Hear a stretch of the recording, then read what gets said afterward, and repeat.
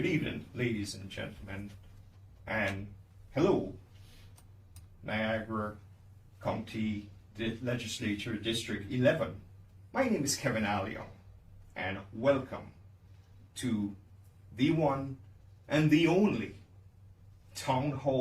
virtual town hall meeting during this very, very important and critical election out here in Niagara County. Now, I know you say that you always hear every election is important, but by the time we are through this evening, you will have an appreciation of why it's critical that you come out and you exercise your right as a citizen of this great country.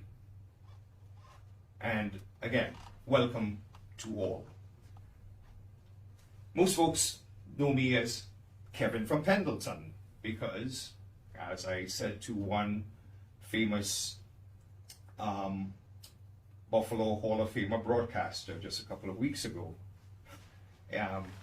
he said to me that, Kevin, you're not a politician, you're a peopletician.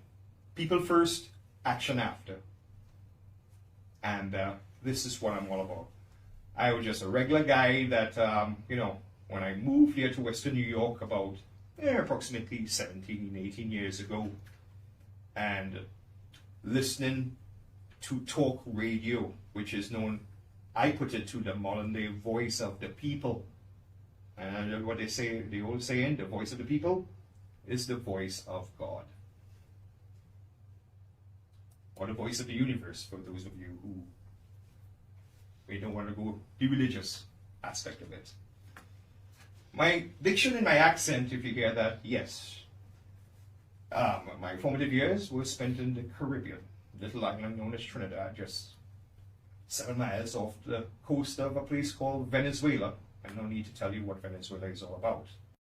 I no need to tell you too why a number of us are so concerned in how our country is headed. But let's keep it focused here. And let's look here now at this current election cycle and this current race that I'm in and to why I run. Okay? So, without further ado, and by the way, this isn't just me. I'll tell you something, a fact here, and I'm not a politician. I'll tell you something. Every politician that you send, or let's say every candidate you send, whether you send them to the county legislature, you send them to the assembly, state, federal, okay, they don't have all the answers. And the best resource for your answers into any issue, there's nothing wrong in saying you don't know, but seek out the best resource you have. And the best resource you have is the people who employ you to hold that office for however long, right? And today, I'm expecting some calls from such individuals, maybe with one exception, but this individual will be calling within the next half hour or so, and later on, we'll give you the opportunity to ask your questions, and even you can text in all that information you'll have shortly on your screens, and we'll get this going, okay? So, Kevin, why are you doing this? As I said, I've been out here for almost 20 plus years, and most folks, when they see me, they don't say, hey, Kevin Aleong, how are you doing? They say, Kevin from Pendleton, because when I call in to the different talk show radio programs just to give my 2 cents, I never said that I was the sharpest pencil in the pencil case or the brightest bulb in the chandelier. But sometimes knowledge will not always be found in a classroom, just basic common sense. Or as my grandma used to say, common sense may be for book sense, right? So I would chime in, give my own opinion, and sometimes folks agree with me, sometimes they don't agree, sometimes they disagree with me. But the thing about this, though, is that it's almost frightening when right within your own community, you have stuff that is going on and people are totally oblivious of it. They could tell you, for example,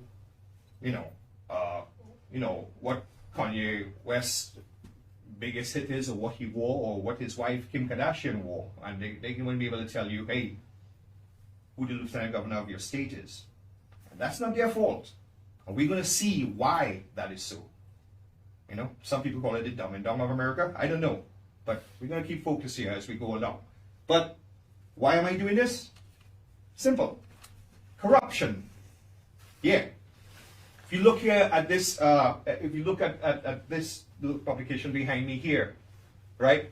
From an old newspaper there, the old Buffalo News, back in 97, I think it is? Yeah, 1997. The jury is out. The impact of convictions in Niagara. Right? It's unbelievable. And up to this day, it still continues. And if you look down in the corner here by a certain gentleman there, somewhere in the middle, there's a name that appears that a lot of us are quite familiar with out here in Niagara County. And we touch on that shortly. But it so happened that by chance, his treasurer got himself in some trouble. And this individual, from the start of his political career, it's one scandal to the other, as we will see as we go along. But today, folks, this election, why it's important for us, regardless of who sits in the White House, be it Democrat, be it Republican, be it Martian, on talk radio you hear people every day.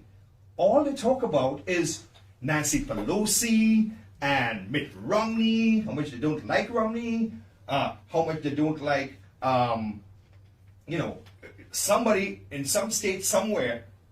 And the people who have the most impact on your life are the individuals right here on Hawley Street. You talk about the swamp? Okay, we may not be that large. We can call ourselves the marshes. No, we are a swamp by itself out here. And your head is just going to spin as we proceed along here. But corruption affects everything. It affects your health, which we're going to touch on shortly with the pandemic and so on. That's a very good topic. Right? It affects your health. It affects your livelihood. It affects your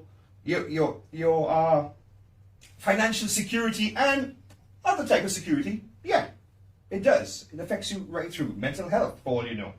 As a matter of fact, I tell myself, hey, after this, Kevin, maybe I need to get some psychiatric evaluation, because I say, why are you doing this, is what some folks say to me. But you know what? Everybody, it's easy to complain. It's easy to complain and to say things are not right. But nobody wants to know how the sausage is made. Just give me the sausage, right? And they think that your responsibility as a citizen begins and ends when you cast your ballot. That's wrong. Your responsibility, that's just the beginning, and you should continue keeping tabs on what's going on. So, in God's will or whatever, if you do get me into the Niagara County Legislature for District 11, which covers the entire town of Pendleton, where I'm based,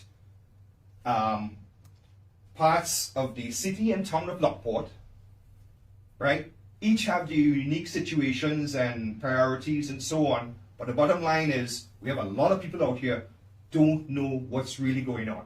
And I'm the only candidate right now is going to be, in the words of Dave Chappelle, I'm keeping it real. I'm going to let you know that.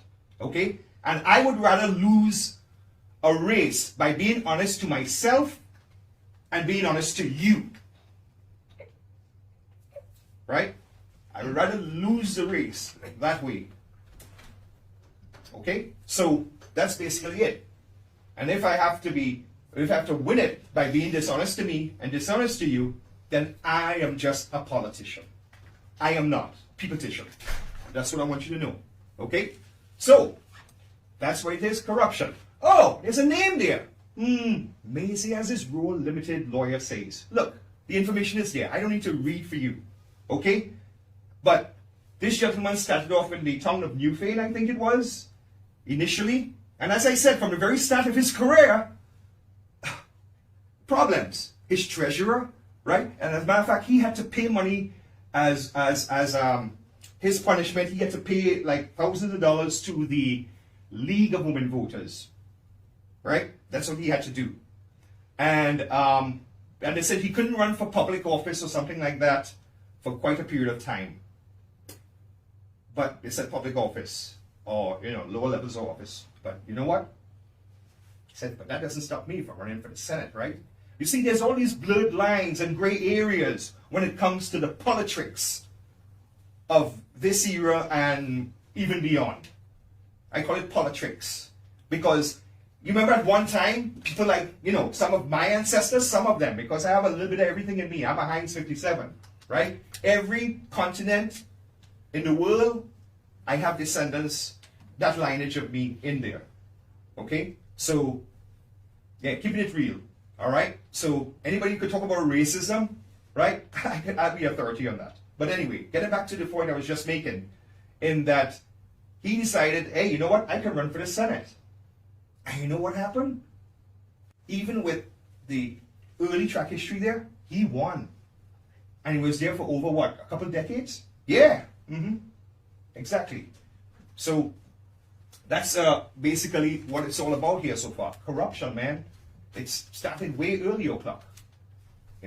But you see, the further a society drifts from the truth, the more it will hate those who speak it. You know who said that? George Orwell. Oh, wait. How does that guy happen to say his name is George too? Okay.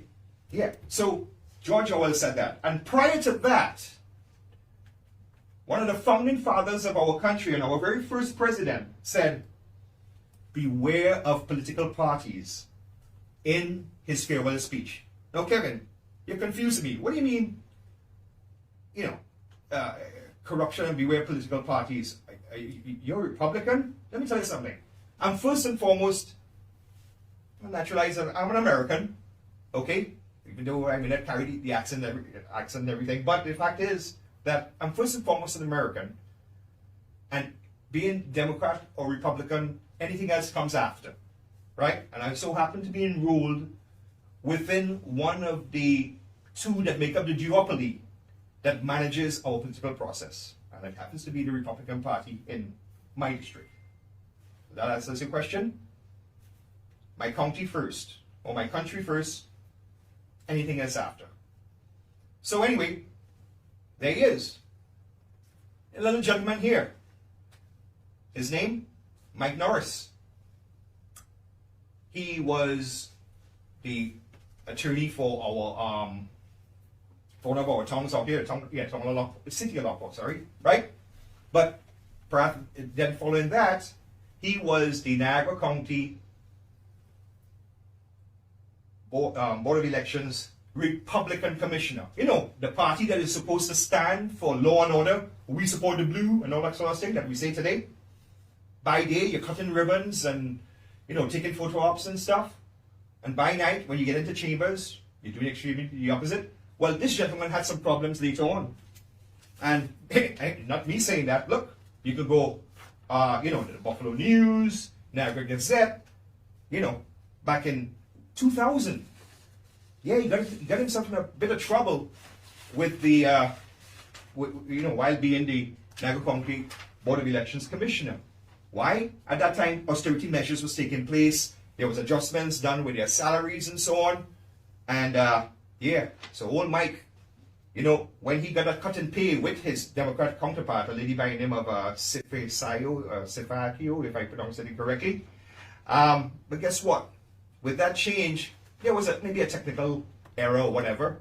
And they still continued drawing the original salaries. And then somebody found out. And it was kind of embarrassing, right? And you know how he saved his skin? Testified against his Democrat counterpart. Isn't that something? Yeah. Now, mind you, as I said, I am a registered Republican. But, anybody saying that I'm anti-party or you want to call me Lincoln Republican or, because we always quick to give labels, right?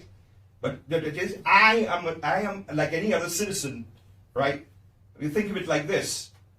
If you're a police officer and you're a good cop and you have bad cops, you have corrupt cops on your beat or in your batch or in your precinct, isn't it your responsibility to make sure that something be done about it? You guess what? It's my responsibility and your responsibility as a citizen to hold our elected officials totally accountable and maintain transparency. Because if you don't have transparency, you don't have accountability, then, as far as they're concerned, the incumbents, then all my constituents are ruled by stupidity. Because some folks are just concerned about whether my guy or gal wins, whether it's a D or an R, and that's it, fine. Go to bed, take the lights off. Everything will be all right. No, it wouldn't, right? So we're looking at a situation here, right, where, this individual here eventually had to resign from being the Board of Elections Commissioner for Republicans. And then he heads off to where, of all places? Albany. You know why? Because somebody became a state senator. And he stayed there for years and years and years, and then re-evolves, and now he has been elected our assemblyman. Where am I going with all this? Stay tuned. We'll continue, right?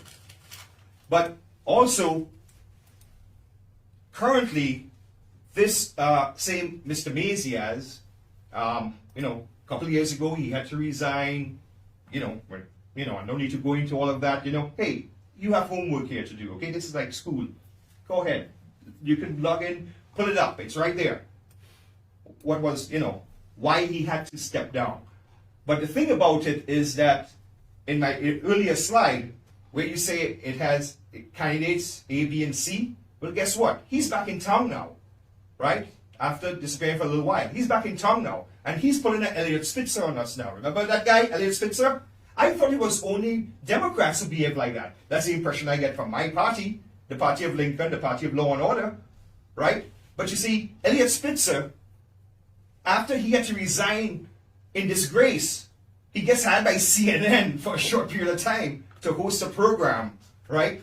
And then that didn't quite work out because all people can picture is trying to get the picture out of their minds. Elliot Spitzer in his boxers, in his socks. So bad move. You want to get visuals, right? So anyway, Elliot Spitzer ends up getting a gig at one of our schools. Yeah, I use the term. Who used to use that term?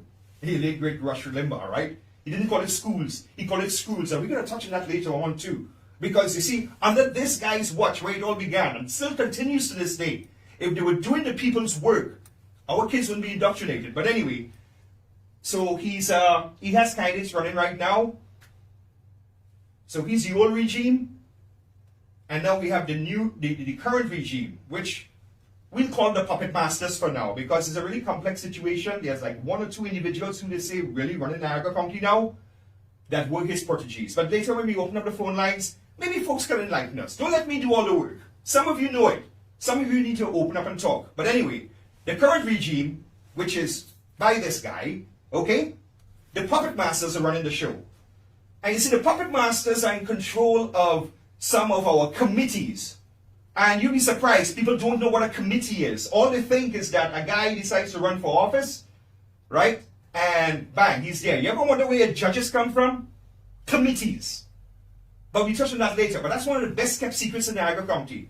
While I'm knocking door to door, going door to door, individuals are like, I'm a Republican, I'm you. I don't know who my committee member is or who whatever. And I even spoke to some committee chairs and they're like, well, we don't like to give that information out. Really? Thomas Jefferson said, public office is not public convenience. Okay? You think I want to be out here, I don't have nothing better to do? Guess what? I'm concerned about your children's future and my future generations' future also. So it's about time we take responsibility and make government of the people, for the people, by the people. This is not what's going on. It's crony capitalism is happening here. On the other side, well, we know what's going on over there, but let's focus now. Let's keep it local. Let's keep focused here. So, don't digress. Hey, the committee, they appoint judges. They don't appoint, sorry, let me correct that.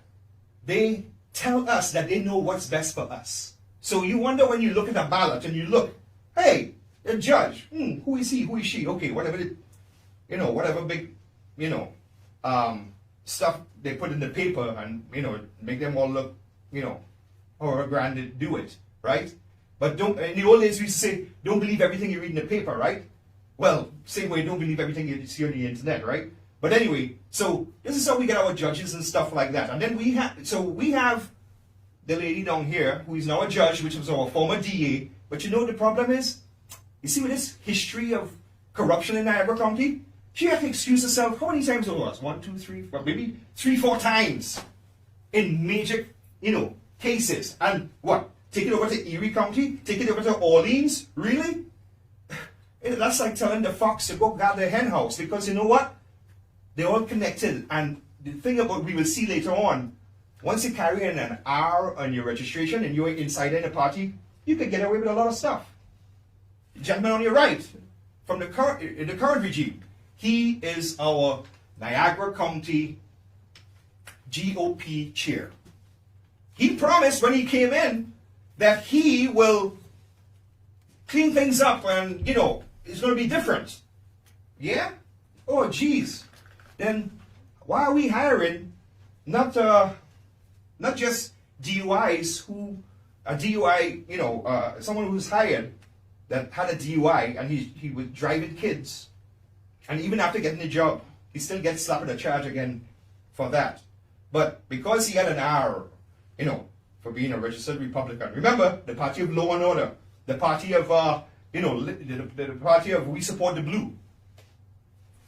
He absconded and he got another government job somewhere else. But that's not important for right now. But we hire, convicted DUIs to drive kids. Oh, by the way, there was a sexual harasser. They say accused sexual harasser. All right? And the information is there. Look it up. All right? And what is this guy going to do? After being, after settling with the woman who had credible, accusations against him, our county legislators hired him at almost 80 grand a year. Most people don't know this. All right? And of course, we had a disgraced treasurer, city clerk from a neighboring town. Same thing. But the biggest of all, I know what really peeves me? The guy shares my first name. The biggest of all is you hire a guy to be our public information officer for being involved in something called, not the Buffalo hundreds of thousands, not the Buffalo millions, billions. Billions. Andrew Cuomo, billions scandal. We hire him as our public information officer. And in the last interview I did, I say, well, he went on TV and said, oh, I went and I presented my case to the legislature. But guess what? You didn't present your case to the people, right? Because as far as we see, nobody came to us and say, what do you think about this hire? And by the way, I asked him, my last interview I did about this situation, I said, what special skill he brings? What? He can fix a photocopy machine? Come on. Now, by the way, my objective is not to take the bread out of his children's mouth. I want to assure you of that, right? Any parent, you have a heart. But the thing is that we need to get to the bottom of this. You have some of the candidates we saw on the earlier slide from the former state senator, right? And one of them is saying, oh yeah, I'm going to start an investigation about it, blah, blah. And guess what? You're going to start an investigation, on the current regime and what they were doing when the guy who is in charge of your campaign and maybe even financing it is started from him, this whole mess. And even before him, he just picked up the baton and ran with it. So anyway, so you're saying, wow, Kevin, you're conservative, you're a Republican, and you going like this? Let me tell you something. Conservatives, yeah, we are being told that we deny people their right to vote and stuff. Yeah, we deny people their right to vote. We deny the right to vote. Like, you have to be alive, right? You must be alive, but that's a requirement. You require ID. And by the way, in the Caribbean, back there, when you go into the county of St. George and you vote, guess what? Your thumb gets rubbed in red ink. Okay? So you can't go from County St. George to County St. Andrew and then vote. The biggest democracy in the world, India, how much millions or billions of people that they have, okay? They have ID. And I think they also do this skinning of the finger. And for those of you who want your uniform, God bless you. Enough respect to you, man. Those of you who want your uniform, you've been in Iraq or Iran or some of those other countries. Sometimes they do the same thing too, stain the finger. But not here. No, it's racist to ask somebody like me to show ID to vote. It's racist. That's insulting to me.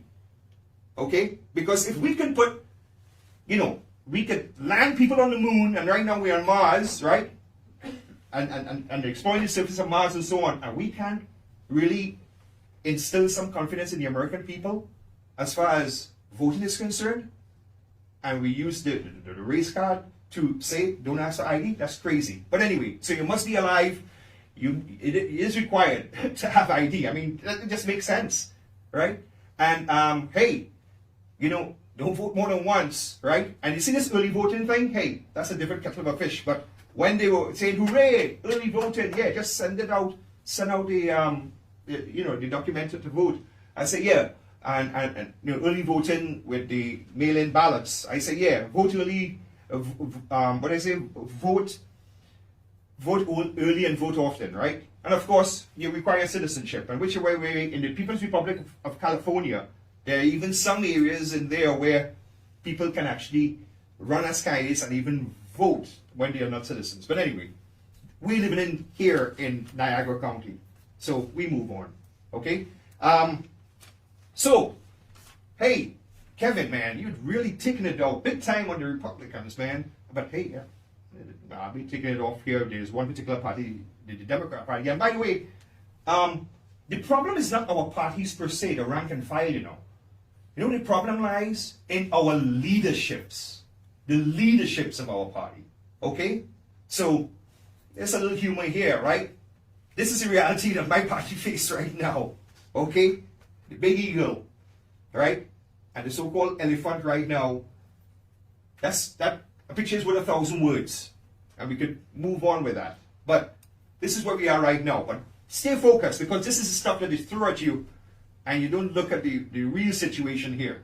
Because more and more people are realizing that, hey, my Democratic Party doesn't look like the one that JFK and run at one time, or even Roosevelt for that matter. And then in the Republican side, it's like, seems to be no longer the party of Reagan, no longer the party of Teddy or Ike. What is it? So that's basically what's going on.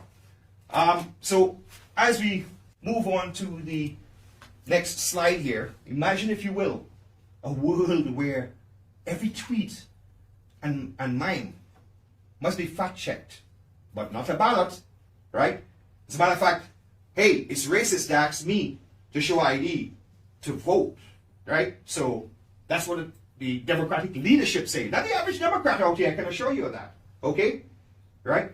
But this is what the Democratic leadership, the Democratic Party says, right? But I have a Delta frequent flyer, membership. So the next time I board a Delta plane, I'll make sure I say, hey, that's racist. Don't ask me for ID and try to storm the plane. You see how fast I get the Rodney King special, between security and the police and security combined. You never know, right? So that's basically what it is. Now, I'm supposed to be expecting a call momentarily from someone, but I'll tell you more about that later on. But as we're talking about elections and IDs and stuff like that, over here in Niagara County, now by the way, my friends over in Erie County, you jokingly say that we are so corrupt over here that you sometimes say Nigeria County, right? Ha ha ha. Hey, I'm being racist here. You know what I mean by Nigeria County? You have the Nigerian scam where they call you and say, hey, I'm a prince and I want to give me your bank account number, your credit card number. I'm going to throw some money towards you, and so on. They say Nigeria County because they say we're so corrupt. So I'm tired of that. So I found a kickback against them. I say, yeah, okay. And how are things over there in the People's Republic of Erie County, huh? So, they even off the score. But anyway, see this gentleman here? You know who he is? The average person wouldn't be able to tell you. But he is the Democratic Party Commissioner on the boards of election for Erie County. right? But guess what? He also wears another hat.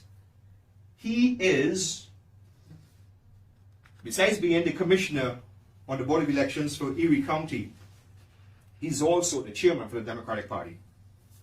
Do you think that something is wrong here? There could be a conflict of interest or whatever? Because, and I've spoken to certain legislators and, elected officials, and they say, yeah, it's wrong, and yeah, that shouldn't be like that, because there may pop up a time where his partisan values may come into play in the capacity operating as, the elections commissioner. But you see, all of this is happening under the watch, right, of number 31? 31? Yeah. Under the watch of, here's my chairman, Nick Langworthy. Yeah. So under his watch, this is happening, and no problem, right? And that's why, and you wonder why people lose faith in our, in our institutions and so on, I don't know what I got there. Yeah, Boss Hog. Oh, yeah. Ooh. But it's almost like that. And as a matter of fact, as I mentioned earlier, in Niagara County, we hired a convicted felon from the Buffalo Billions. We hired a sexual harasser. We hired, a guy DUI, and it just goes on, right? And you know what? I never heard anything from the party gave, of course, excuses, right? I mean, my party leaders, right, out here in Niagara County. So I penned a little letter to my state chairman through his information officer, and I just said, I'm contacting you in the capacity as Chief Communications Officer for the New York State GOP Chairman, Mr. Nick Langworthy, and the New York State GOP Executive Committee. And by the way, I didn't name the gentleman earlier, Jeremy Zellner, who is the Niagara County, Erie County Board of Elections Commissioner. But anyway, as I continue, I didn't mean to digress. But I'm writing in relation to the availability of statements or responses on record pertaining to several questionable hirings by the Republican majority-led Niagara County legislature. The most notable was that of convicted Cuomo Buffalo Billions co-conspirator Kevin Schuler as our county's public information officer with a salary by us, the taxpayers, to the tune of $79,000 a year. The other hirings, to name a few, include an accused sexual harasser who settled via campaign funds, a convicted DUI who transported our kids and later for the same offense, even after being hired, and of course a disgraced town treasurer clerk. So I close off saying each was remunerated at a handsome level, unsurpassed anything they would normally earn through the private sector. I said during this highly unethical and controversial issue by Niagara County government, the GOP Republican insiders, I was wondering if I'll give you the benefit of the doubt if there's a statement or response of sort as done by our, GOP state chair, Mr. Langworthy, or the committee. Thanks in advance, Kevin Aleong. I didn't get an answer, right? So just goes to show what's happening. Now, I think I have that call coming in right now. I'm not too sure. John? Nope, nothing? Nothing yet? Okay. All right. Well, so as we move on, in this situation here, and you're speaking about corruption. No. So, hey, you think only Democrats, play around with the electoral system and stuff, and all those blurred lines and those blurred lines and those gray areas to their advantage, right? Unfortunately, we do it too. We do it too, I can assure you. Like, for example, right now, over in Niagara Falls, where we have in a district, the 4th legislative district, am I correct, was specifically made for the predominantly African-American community out there in Niagara Falls. Right, John, you could correct me on that? Yes? Correct. That's good, yeah. So, anyway, did I get that call in? No, okay. So, anyway,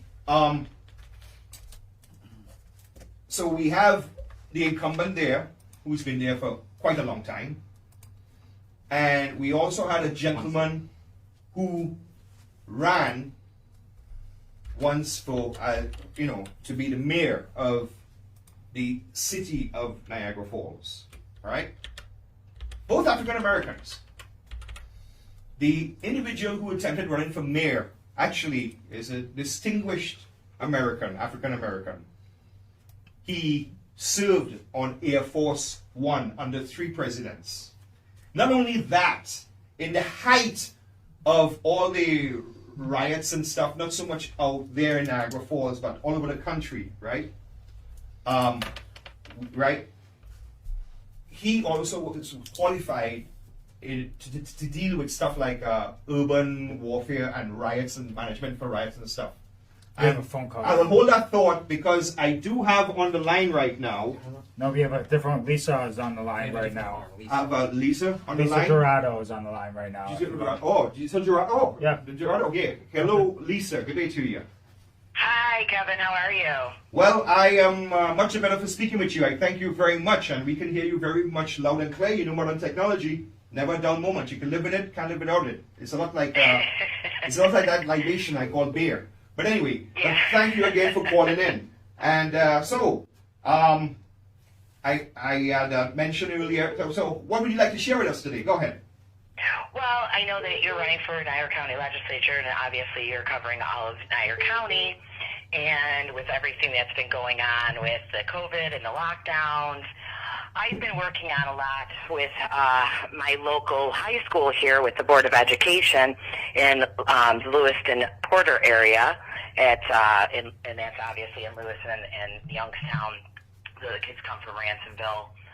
I've been attending all of the meetings, and I find it very disturbing between emails sent out by our superintendent, the lies that have been told, and the propaganda to get our children to take a vaccine and our community members to take a vaccine without proper data for the vaccine. Our school superintendent led us all to believe that it's safe and effective. Now, all of these different studies have been coming out. Data has been proven. CDC is now actually coming forth with the myocarditis, which is inflammation of the heart, especially in the young men. And the CDC is going to be holding a meeting tomorrow, an emergency meeting. I'm glad you mentioned that, Lisa. As a matter of fact, hold that thought as you mentioned that, because I think I have coming on the line right now Dr. Paul Elias. Dr. Paul Elias and Alexander, right? And he's actually epidemiologist and health research methodologist. And you are bringing up something very valid. And I did hear a bit. I'm glad you called because I did hear a bit from. It's a small town out here. And I did hear you very much being in the front. And I want to thank you for doing that, because you know why? I said earlier, I don't know if you heard me, that some folks think their responsibility begins and ends by just casting their ballots. Did you hear me saying about that earlier? No, she okay. All right. Well, I think I might have lost her. But anyway, but thank you for bringing that up, because on the line now, not yet, okay. It's coming on soon. It's coming on soon. I will have Dr. Paul E. Alexander. Now, remember I was telling you earlier on that your elected official knows squat, really, on most things. But you know what? I learned something from my grandmother. If you don't know about something and you've been asked a question, say, I don't know, but I will find out. And most of the time, your elected officials vote on stuff that they're not even qualified to address. But yeah, they say, well, okay, you can work with your caucus, or work with your party. That's what you're there for. Sometimes they don't even know themselves. Your best resource is your constituents right there. You have the expertise and so on. And we have individuals just like Dr. Alexander, Paul Elias Alexander, PhD. Just to give you a quick rundown on him, he has a master's in clinical epidemiology and community health from the University of Toronto, and a master's in evidence-based medicine and clinical epidemiology from Oxford. A doctorate in evidence-based medicine, clinical EPI, and research methods from McMaster's, Hamilton. And one more thing I will bring to you, why I'm bringing a guy, he's something all based in Canada. yes, while he may be a Canadian citizen, he was also came on board with Operation Warp Speed. Okay, so the past administration reach out to the best expertise they can find. And one more thing, it won't be an echo chamber here and here. If you hear him speak, he may sound a bit like me because he's originally from my own hometown. But Dr. Alexander, welcome, sir. Do I have you? Yes, Kevin. Okay, how are you doing? Thank you again. I appreciate it. So, timing, it works out so well with everything because here we had Lisa, who's been talking about, that her, her daughter and other parents out here very skeptical, and so many blurred lines in relation to getting vaccinated or not and stuff like that.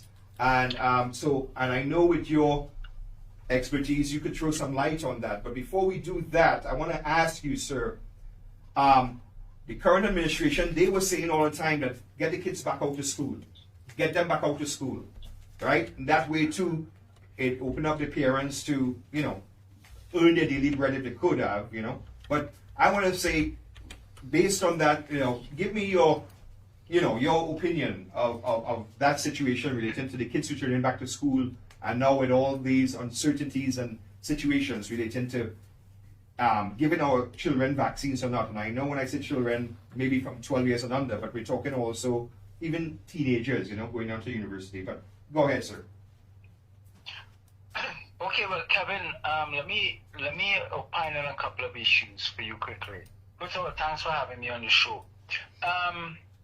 In terms of kids on school, the reality about it is that well over a year now, we had all of the data and the evidence, the global data and evidence that showed us in the United States and Canada, Britain, every country, that children were at the very extremely low risk of acquiring this infection in the first place, with very low risk of spreading it to other children, spreading it to adults, taking it home, getting severely ill, or even, God forbid, passing away.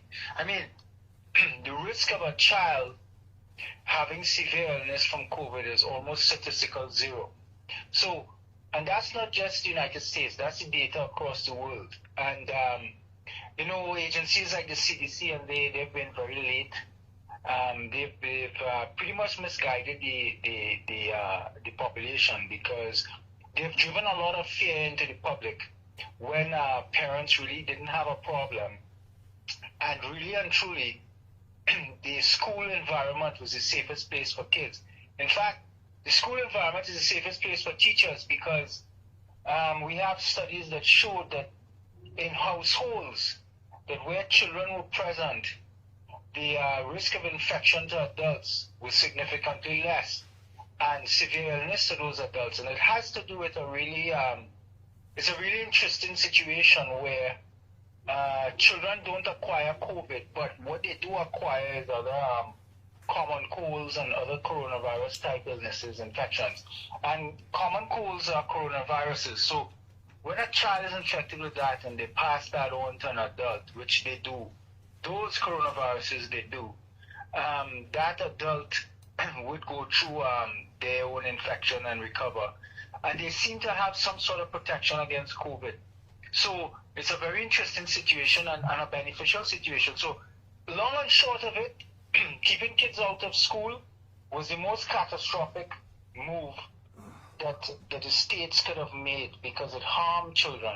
Mm-hmm. I mean, we have children all across America who committed suicide. Mm-hmm. Children self-harmed tremendously because they couldn't deal with the lockdowns, they couldn't deal with the school closures, and between the teachers' unions, the CDC, the local, the state governments, they just had the children as pawns, and they suffered our children, and the children have lost, particularly.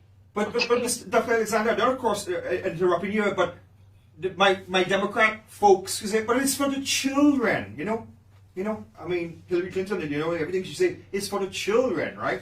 But sorry, I didn't need to be facetious and interrupt you, but go ahead, sir.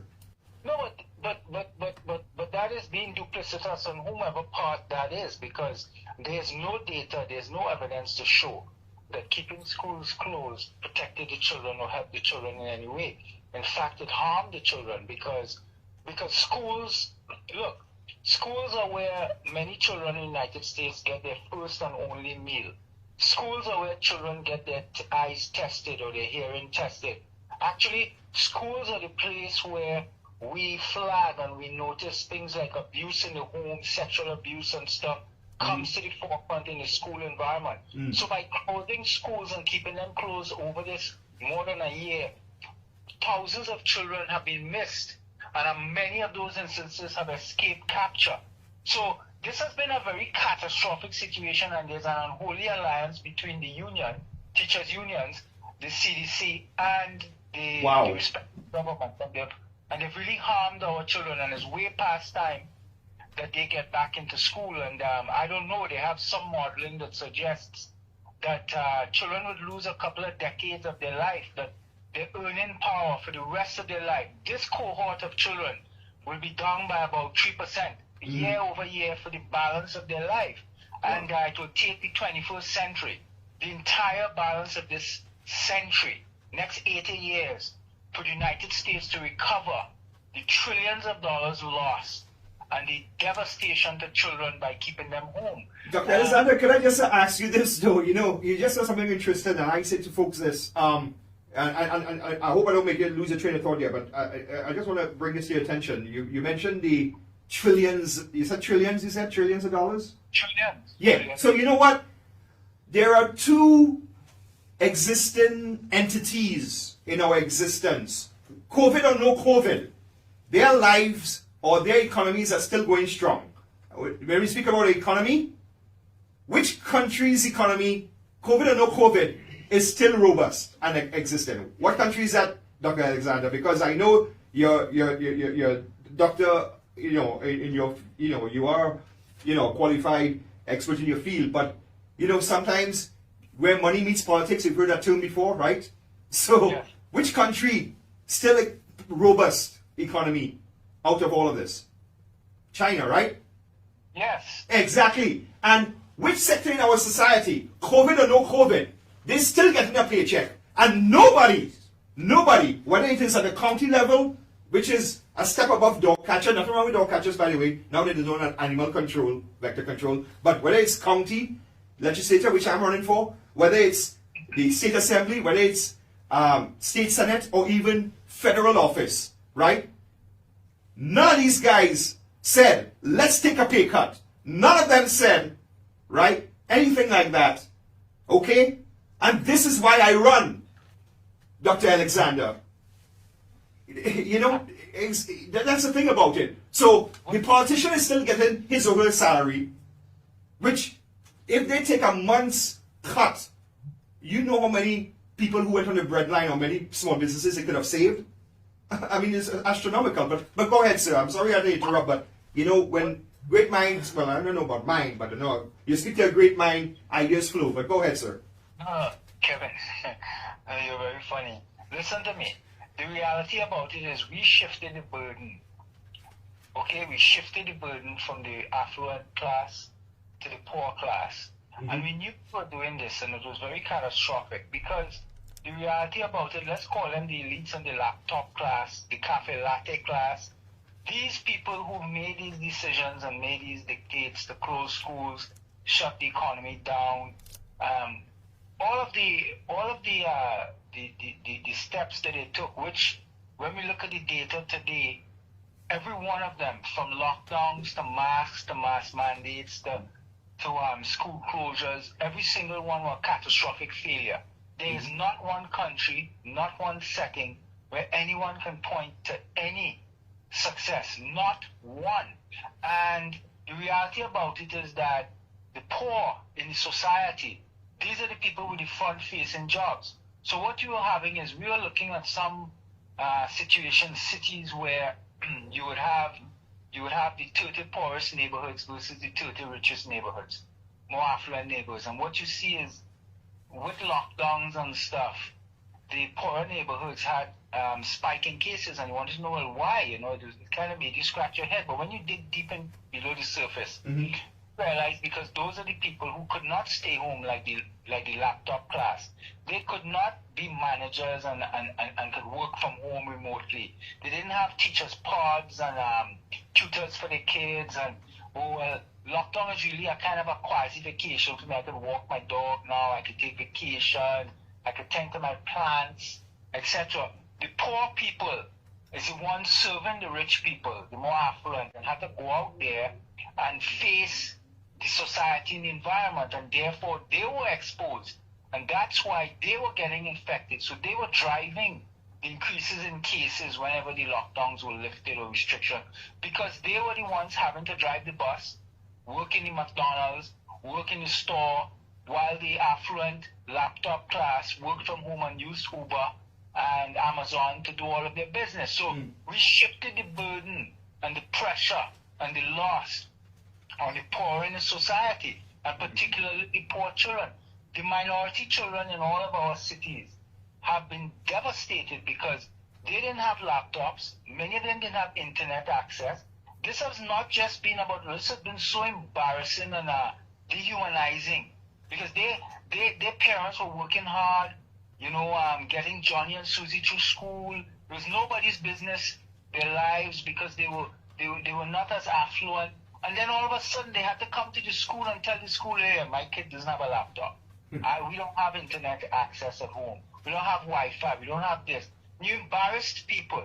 So these people working in these offices, these are bureaucrats and technocrats. None of them, as you said, quite rightly, took a pay cut. None of them suffered any of the losses. The burden, the financial burden of the COVID pandemic has not been equitably shared by everyone in our society. And on the top of that list, it's not the Bill Gates and the and even I will call him too, even or the Donald Trumps or whatever, because you know who? Our elected employees who work for us. Yeah. You're quite right. You're quite right about that. And by the way, I'm surprised that that the leadership, again, I'm not saying, I don't like using the term the Democratic Party or the Republican Party. The leaderships, that's where the problem starts with.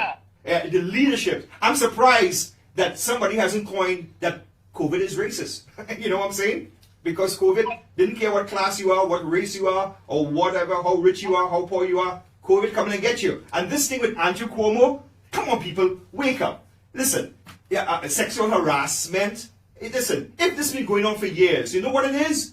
You see, COVID is an equal opportunity killer. COVID killed big donors too. Big donors lost mom, dad, granny, auntie in the nursing homes.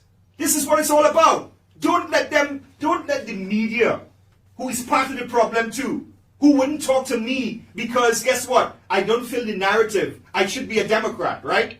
But at the same time, I don't goose step with my Republican Party. Something is wrong with my party right now. I just had an image up there with a big eagle and it had Trump on it, and then the elephant is a tiny little thing quivering. Listen, you made your bed, you have to lie in it. Either however you want to look at it. But again, Dr. Alexander, before you leave us here, could you give folks, there it is right here, okay? And guess what, Democrats? You created Donald Trump. You know why? Because you had what we call the Teflon pantsuit queen.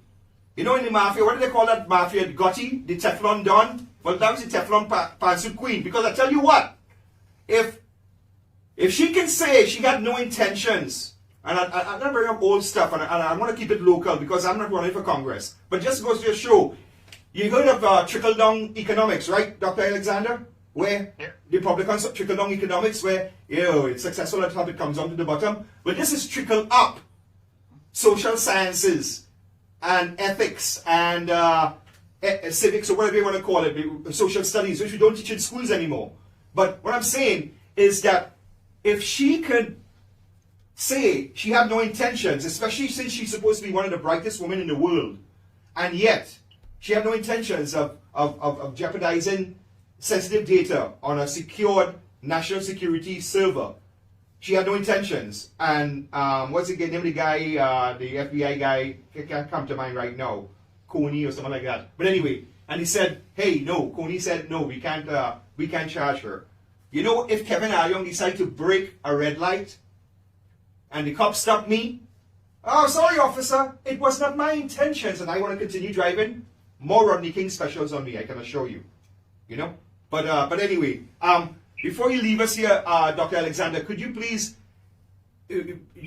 give folks an insight into how we can see some of your research papers and different data and so on? Well, look, let me close off by saying something here, Kevin. Yeah. First of all, I admire your campaign and I admire what you're trying to do. Trying, man. I'm trying. And I think that the system needs people like yourself to broaden the table and enrich the discussion, and you bring a lot of passion and care for your society and your local people. The reality about it is that we're at a point now in the United States and maybe in every country in the world where we have to now try and get out of this hole this COVID has dug. And the reality about it is that if you look at the red states versus the blue states, you can see the clear divide in philosophy and where the damage is done to people. Because the blue states have really used this COVID situation to try and create a kind of a dependency so that people really not incentivized to go to work. And the most important issue here is this, that every single strategy, every mitigation step that was used at the federal level all the way down to the state levels, local levels, all have failed. And everybody understands that today. And the question is, how are we gonna recuperate? Because we have, listen, we were seeing the data at the states across America where the president was seeing, and that's why he pivoted on his stump. And he was pushing to open the society and open the schools. And you had his task force working against him. You had all of the Democrats working against him. You even had rhinos working against him. And the media, of course, and academia against him. But he was seeing the data and it scared him too. That's a good man.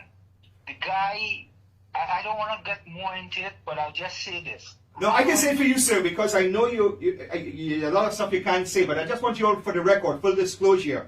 When Operation Warp Speed was initiated, Dr. Alexander, they were trying to find the closest experts they can find, and he was across the border with our good neighbors there, right, in Canada, and they brought him in, and he was involved in Operation Warp Speed. But I, from the outside looking in, look, as I say, I'm not the brightest bulb in the chandelier, I'm not the sharpest pencil in the pencil case. I, from the outside looking in, and tell me if I'm wrong, Dr. Alexander, but the closer it got to elections, not only the Democrats started politicizing. I'm not saying President Trump as such, because his approach was just like mine. You might know everything, but you rely on the experts, right? So what happens is that the ring around him, the swamp that he thought he didn't have around him, or the wall, so to speak, those guys, the closer it got to the elections, just like the Democrats, they started politicizing on it too. And that's where the whole mess happened. Am I wrong? No, you're not wrong. And what the nation saw was almost a clunker daily with the task force, because he was literally fighting them to try and do the right thing. And everybody had their own philosophy, which were all failures. Mm-hmm. They failed. It was their failed lockdowns, their failed masking, their failed school closures, social distancing. Every single thing they did was a catastrophe across America. It was their policies that he implemented. It is not him. He needed guidance. He, from the top persons in every agency, that's why you were there. Right. Your job to run those agencies and to inform the commander-in-chief. Right. They failed. And the reality about it is, he pivoted when we saw business owners in America hanging themselves. We saw children committing suicide. We saw people working in jobs killing themselves because they lost their jobs and they lost hope. And that's what he saw, and he was pushing to open the society and get America back working. And that was the only way out of this, particularly for minorities. Right. Because the philosophy was that a job and economic prosperity was your only way out, and particularly COVID, you used a correct term earlier. COVID has demonstrated it is an illness of disparity. It exploits your risk factors, but particularly people of lower socioeconomic status. And the reality about it is Trump understood that. And he knew by lifting their social economic status and circumstance, he would give them the opportunity to be healthier, have disposable income so they could make more healthy choices, etc. And the health of a society, the economy depends on the health of the society. There you go. Your health is your wealth, Dr. Alexander. By the way, as we bid farewell to each other, I want to thank you so much again for making this time just to listen to a little island boy here who's trying to make a difference, against the odds, you know what I'm saying? But I want to thank you again for making the time to do that. By the way, this gentleman, as I said, he isn't like, the gentleman is from Canada, he's a Canadian citizen. However, he still has a close relationship with, the government here, let me correct that. Still has a close relationship with our country. I'll put it that way for now. Yep. And the thing about it, so he ain't no guy, nobody drinking the Trump Kool-Aid, because I know the so-called fact checkers and so on saying that, right? And by the way, people know where I stand as far as anything is concerned. As I just said, whether he's a Democrat, a Republican, or a Martian, doesn't matter so much in the White House how it affects you. This what I'm doing. Is that, but go ahead, sir, before you leave us. Yeah, to close off, let me just say, to reiterate your point, Kevin, is very critical. I mean, I gladly accepted. I was so inspired and I was so privileged to work in the Trump administration because I saw particularly what he was doing for the minorities, for women, lifting their economic prosperity, lowest unemployment, or lowest food stamps. Don't forget the African American community also. The highest level of employment back then. But again, I don't want to make this look as though I'm trying to push a pro, certain administration thing, but facts is facts. I'm keeping it real, right? As they say. But hey, thank you so much again, Dr. Alexander. God bless. And I think some folks are trying to call in, so I'll pick up this space here. But thank you again. I really appreciate it, sir. Great. Thank you. Take care. That was Dr. Paul Elias Alexander. Could we see the number 58, please? 58. So as I was point I was getting on in relation to corruption and losing your eye on the ball. When I was out knocking doors and going about, now I'm not running for federal office. I am not running for federal office, right? But it was important to show you that as an elected official, don't leave it, go with it thinking that your elected official knows everything, right? I reach out and I find the experts, right? And sometimes the experts are right amongst you, like this expert here, right? Right. I'll take a call here very shortly, but I want to break this point up. You see this picture here? This is the president's past president and current president of the United States, and of course, it's a novelty, and that's fine. We can acknowledge that the first female vice president. We have a call? Yes, we do. Okay, I'll get back to that one shortly. If it, that strip and that slide, that image. Sorry. Anyway, hello and good evening. And to whom do I have the pleasure of speaking to? My name is Sue. Sue. Hello. Hello, Sue. I work with archives, essentially personal archives, and I do a lot of research. Yes. A lot of it's historical. Mm-hmm. And I was calling in to kind of stress and bring home the point of research. And as you were going over in multiple facets of politics, whether it's, national or local. Right. The fact that a lot of the times things don't add up. Mm-hmm.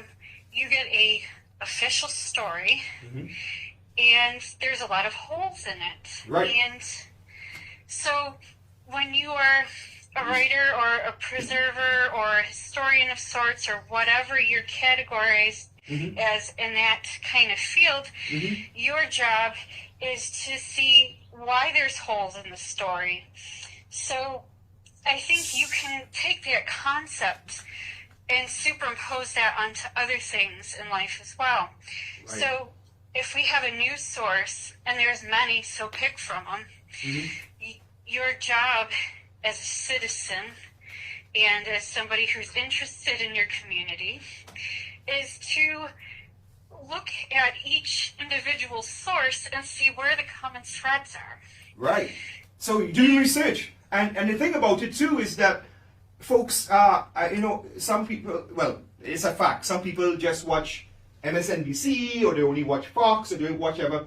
You pick sense out of nonsense, you get it on all sides, right? So just do your research. You know, in the old days you used to say don't believe everything you read in the newspaper, but don't believe everything you also see on the airwaves or, on the internet, right? We could even extend it that way. And you did say you have a historical research background, correct me, right? You said that? Right. Right. Exactly. So therefore, and again, and I'm so glad that you called in because I had a lady earlier on, Lisa, right? And she did her research, and that's for sure, right? And she's following up with things. She's not waiting on government to tell her everything. She's researching herself, right? And I did hear a bit about her being in the forefront here, in the trenches, for better choice of words, with this situation here with some of these dictator school administrators and principals and stuff like that, relating to getting our kids back to school and to vaccinate, not to vaccinate, wear a mask, not to wear a mask. And as you just pointed out too, do your research. And I really do appreciate you getting on to us. And thank you so much again, because we have to move on here. But Sue, thank you so much for getting on to us tonight. And Thank you. I humbly ask for your vote. I hope you're in my district. And by the way, so look at this picture here, folks. We have President Bush. We have President Barack Obama. We have President Trump. We have President Biden and Mrs. Vice President Mrs. Kamala Harris. Anything you notice about that picture? Yes, look carefully. I'll tell you what it is. Barack Obama's, Joe Biden's, and Kamala Harris are all the official. We'll be going on to track 61 shortly, but I just want to give you the heads up. So, all are the official portraits, or official snapshots, or official photographs, right, of our respective heads of state, or president, vice president, the case may be. But you notice something with President Trump, right? Let's pull up track 60 and look at President Bush's official portrait. Why wasn't that there? And I think we had one earlier with President Trump, but that's okay if we might stumble into it later on. But there's the official. That wasn't there. So if you could get back to that original one, you only talk about indoctrination. So you see a guy who fronts, and yes, he doesn't smile all the time. And I'm not drinking a Trump Kool-Aid, people. I'm just showing you, this is brought to my attention. This sits in several classrooms within a school district. The poor lady didn't even want to tell me, right? So guess what? We move on to track 61. Now I know I might lose some friends. I might lose some friends with this one, but that's okay. Look at this, folks. This is the primary with Bernie Sanders and Hillary Clinton, Mrs. Hillary Rodham Clinton. And this is Western New York, right? The dark gray area is where Mrs. Clinton, where she won, right? I see Niagara Falls, I see Amherst, I see the usual suspects, right? Look at the rest of the picture. Wow. Feel the burn, people. I'm feeling the burn already. I don't know it, but you guys don't seem, you're not feeling the burn yet.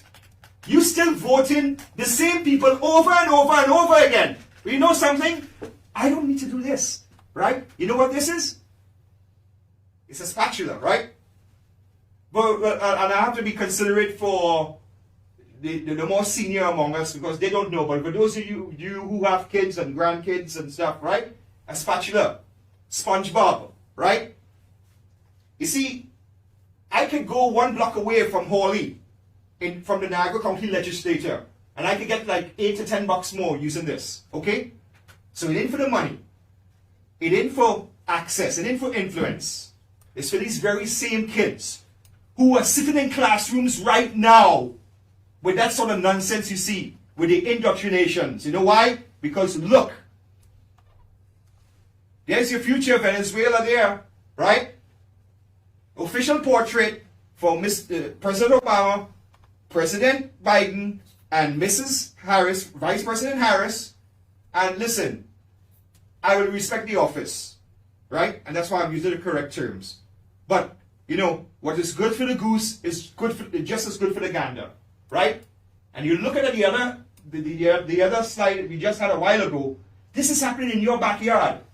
This is the stuff that a county legislator should be on the pulse on.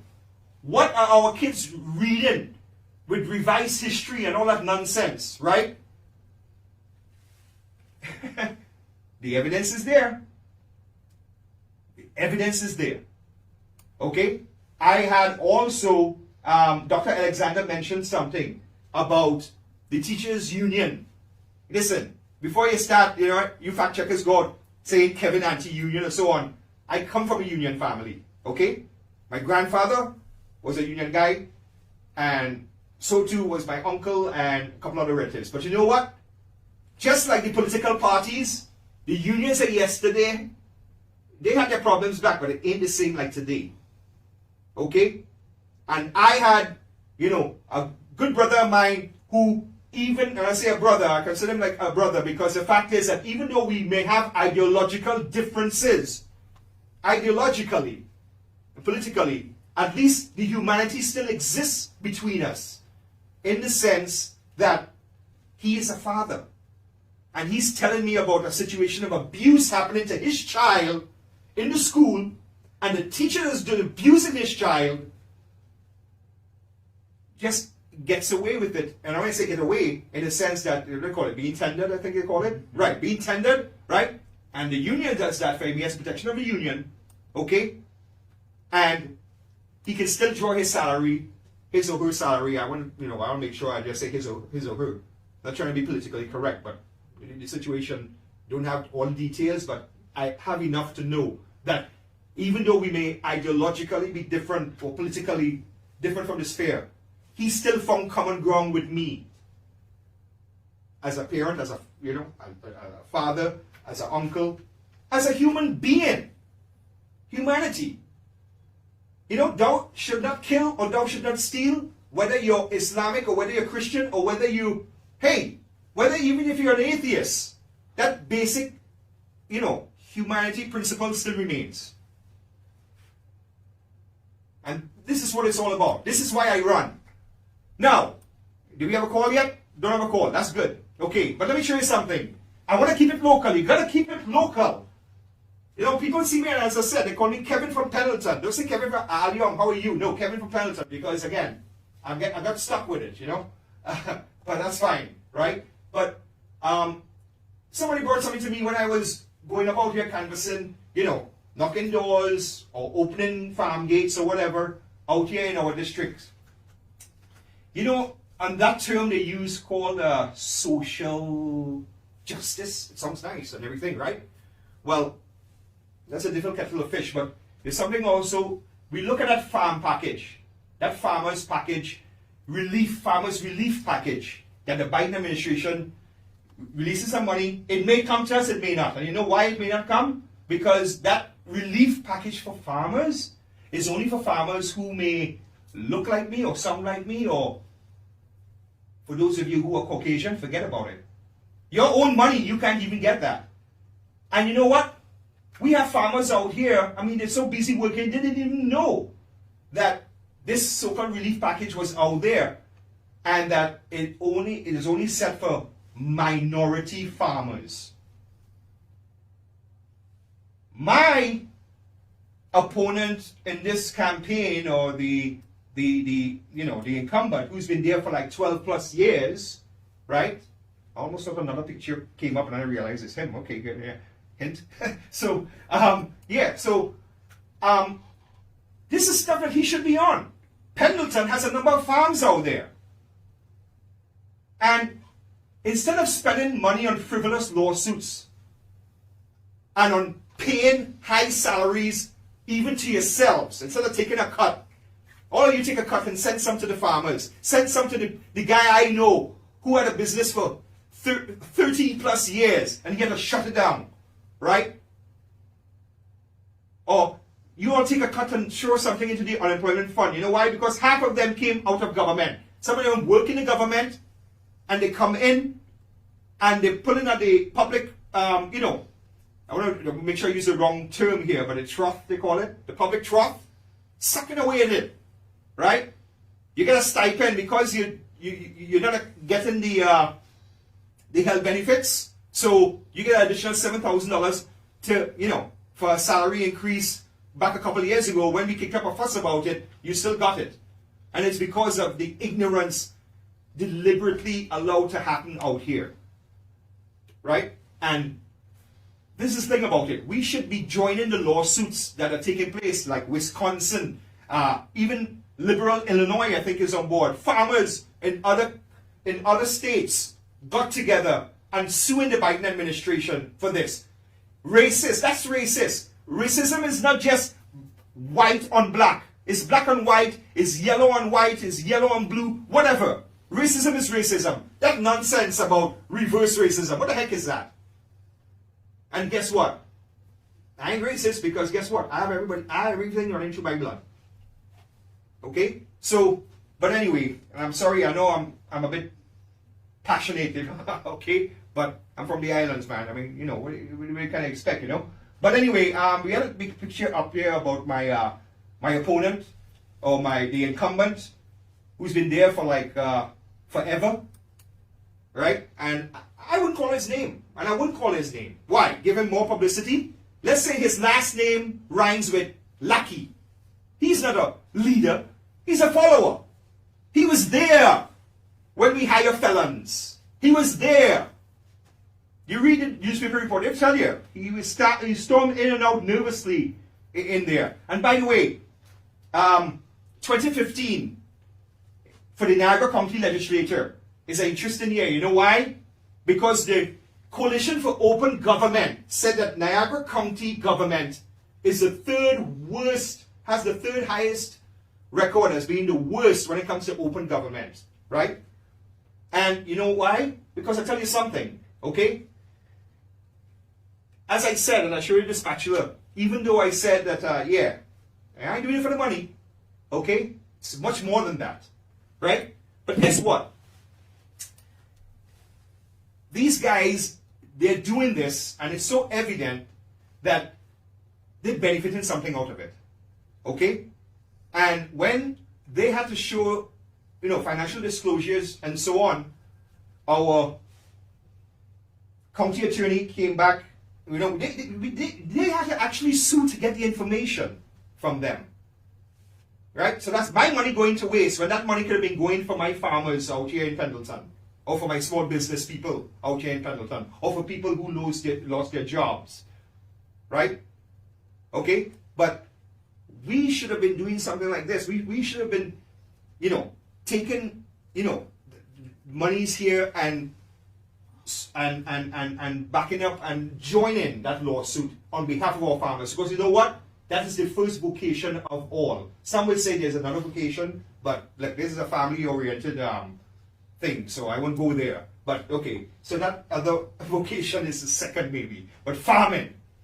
You know, Jack and Jill went up the hill, but somebody else might have been up the hill too. So that's where that second vocation comes in. But yeah, but farming. That's the breadbasket. That's the everything for any economy, farming, right? And here it is, we have farmers out here, because you're white, you can't get access to your own money. But you see, if the guy whose last name rhymes with Lucky, if he says that, in all fairness to him, they might call him racist, so he can't say that. So that's why I always say you need more people like myself, more Hispanics, more African Americans, more whatever, you know, Asian, Chinese, whatever. You need to step out, man, step up and put an end to this nonsense about what they call it, institutionalized racism. You send your kid to a school and they're teaching stuff like what, white privilege? My God, even before we had a black president, we had a joint chief of staff. We had this Supreme Court judge, what do they call it, the top of the Supreme Court, right? I'm sorry, I kind of lost track of what do they call it? You know, Supreme Court Justice. Justice, right? Supreme Court Justice, right? Supreme Court Justice, right? We had a black one. We, you know, so a lot of people are mayors, you know, police chiefs, fire chiefs. Yeah, there is racism, but it's not institutionalized. What's going on? You know, I tell you, the misinformation that goes on here, and that's why the press wouldn't even take some of the great stories from independent music, you know, freelance agencies like Gorillas Inc. here. You know, they're doing some great job. They're exposing stuff. The mainstream media not touching that, unless of course you have the endorsement of the political talking heads, whether it's left or right. Okay? The mainstream media wouldn't interview me or give me the opportunity, platform to do what I'm doing right now. Because why? Because I don't fit the narrative. I should be one or the other. I'm first and foremost an American, and anything else comes after. Country, or in this situation, my county first, then anything else after. So folks, this is basically who I am. What I stand for. My values, I don't know, I hate using that term about values. I'm just human. I'm just common sense. I'm just a plain old, you know, human being. And one more thing I wanted to bring to your attention earlier on, you know, the change is going to come, but whether it comes for the best or for the worst, I've shown you little charts here, figures and so on. The guys who are sitting in the county legislature, they've missed the bus. They've lost the focus. You get so distracted with nonsense. You know, like, you know, the improprieties or the sexual innuendos of Cuomo, or whatever going on with Nancy Pelosi, and right here, folks, we have the swamp. Right here. Let's make a difference. Let's do something about it. And by voting for me, that alone won't do it. You keep my feet to the fire. You put put some wheels on my heels, and and kick me in the ass when I don't. You get me in there. That's your responsibility. Keep focus on the goal. Otherwise, I mean, I was just looking over some data recently from the last general election, presidential election last year, and Texas, man, they were all boasting how wow, yeah, we won certain races. We kept Texas. It's still Republican. Yes, we won it like 2%.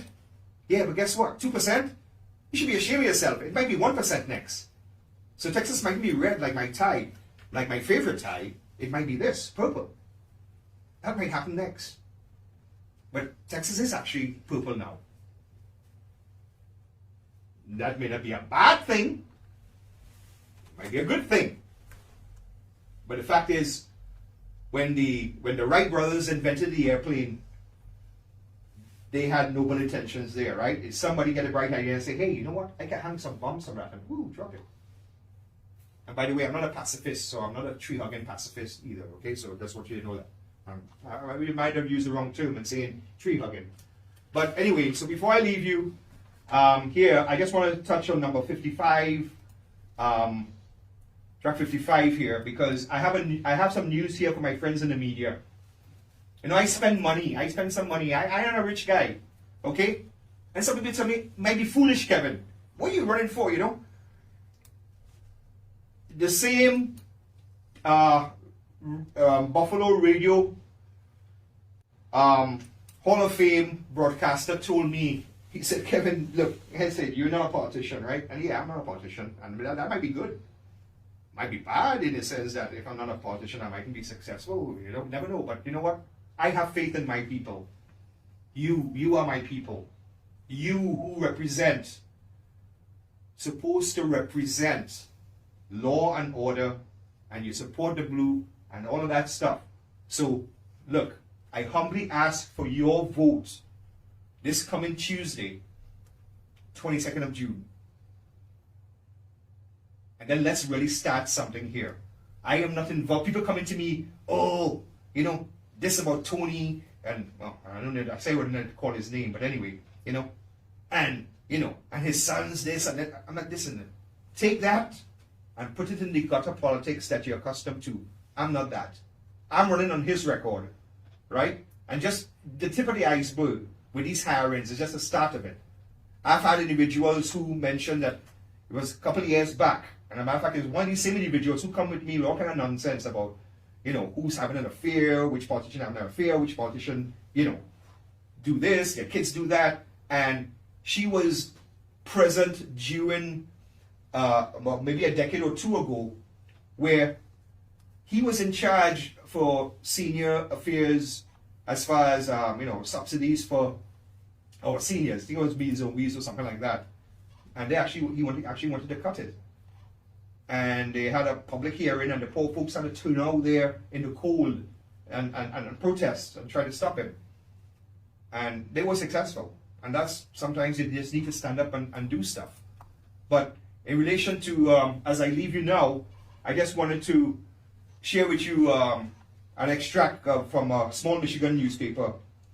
And it is titled, "This is from a small Michigan newspaper who had the guts to say what most of the rest of us are thinking. What has become of America?" But let's change up a little bit here. I'm not a plagiarist like a certain individual. But let me take it. The person who wrote this was one Ken Huber in Tower City.